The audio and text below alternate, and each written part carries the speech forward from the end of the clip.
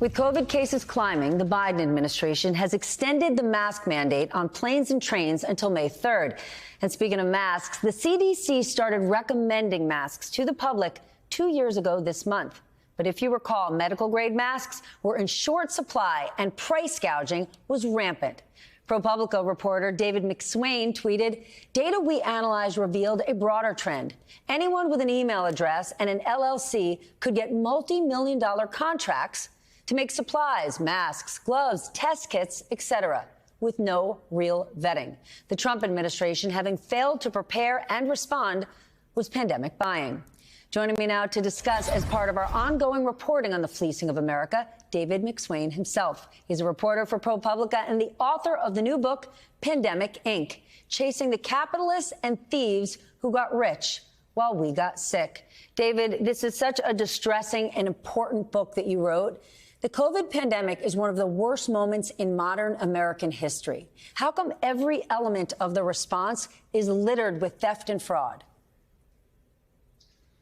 Well, I mean, we expected some of this. It's human nature. It's certainly an American tradition to try to get rich off of a crisis. But we sort of had this perfect storm of about a decade of defunding the strategic national stockpile, really our sort of first line of defense for a pandemic or a biological attack.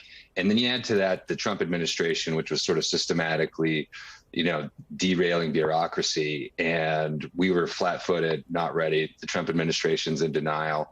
And we ended up in this position where the federal strategy really became to just throw hundreds of millions of dollars and eventually billions out the door to mercenaries, or as one of the main characters in the book calls them buccaneers and pirates. Our national well-being was in their hands, and the federal government got taken for a ride, and taxpayers, in a lot of instances, got screwed. Your reporting started literally on a private jet in April of 2020, and eventually the guy who invited you on that jet pled guilty to fraud on a $35 million contract. When did you know something wasn't right? I had a suspicion something wasn't right from the beginning. I was poring over the early contracts and just taking a look at company names and trying to figure out who was new. And this company had never received a federal contract. It was really big, $34.5 million for the Veterans Administration, which oversees the largest hospital network in the country. And I figured I'd just call him and ask him how he got this contract and how he was to deliver something like 6 million masks.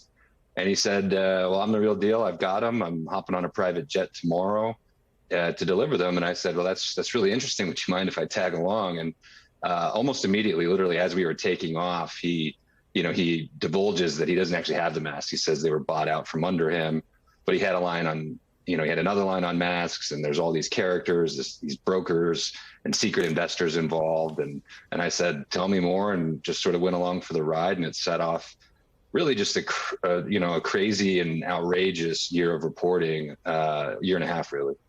Okay, that's masks.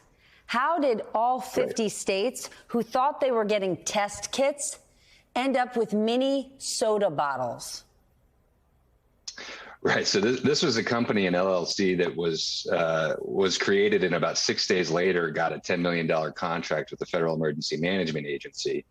And looking at the deal, I just thought their name was funny. But a colleague of mine pointed out these are the PCR tests. These are the fancy science laboratory grade tests. And this company had no experience whatsoever in the medical space. So we were curious, and we sort of threw it into a story about how the government was clearly just hiring anyone and everyone. And I eventually got a tip from a state public health official who said, I've heard of this company. I got these tests and they're completely unusable. I was shocked. They're just thrown into bags, and I don't think they're sterile. And a colleague tells me they're actually mini soda bottles.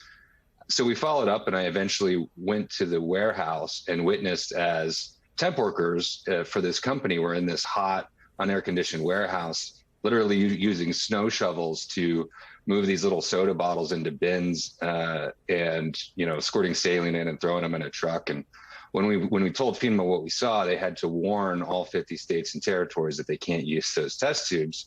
And this was at a critical time. We were behind on testing, and just a crucial piece of addressing the pandemic, and that set us back further. And you were the one that notified FEMA. Quickly, I have no time, but I have to ask, how did so many in the marijuana business end up basically having a huge share of the mask market? Last I checked, you can't use a bong with a mask on. Where's the connection? True.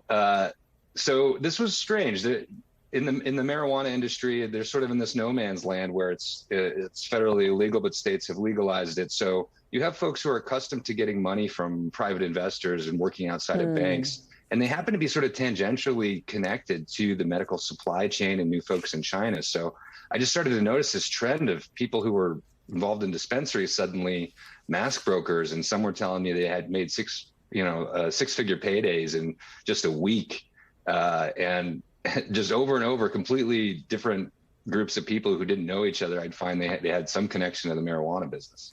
Making buckets of money in our country's most desperate hour.